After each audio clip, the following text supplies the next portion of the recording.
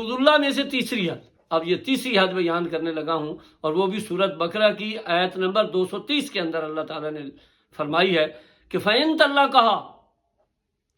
اگر آپ نے اس کو طلاق دے دی، عورت کو آپ نے فارغ کر دیا، اب کوئی صورت آپ کی نہیں ہے کہ دوبارہ آپ چاہیں کہ تیسری طلاق بھی ہو گئی ہے اور آپ چاہیں کہ دوبارہ آپ کی اس کے ساتھ شادی ہو جائے، یہ ممکن نہیں ہے۔ ہاں ایک صورت ہے، اور وہ یہ صورت ہے کہ اس خاتون کا کہیں اور نکاح ہو جائے، اور کچھ حالات اس کے اوپر ایسے ہیں کہ اس کا نباہ وہاں بھی نہ ہو، اور وہ شخص طلاق دے دے، اور پھر آپ دونوں میاں بیوی جو پہلے ایک عرصہ میں رہ چکے ہیں،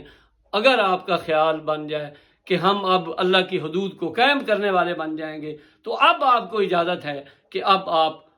نکاح کر سکتے ہیں۔ لیکن ایک بات یاد رکھیں، یہ جو جان بوجھ کر حلالے کے نام پر لوگوں کا خواتین کا ایک نکاح کر دیا جاتا ہے، میری بات غور سے سنیں، یہ حلالہ نہیں ہے، یہ حرامہ ہے، اور یہ حرام کام ہے جو آپ کرواتے ہیں،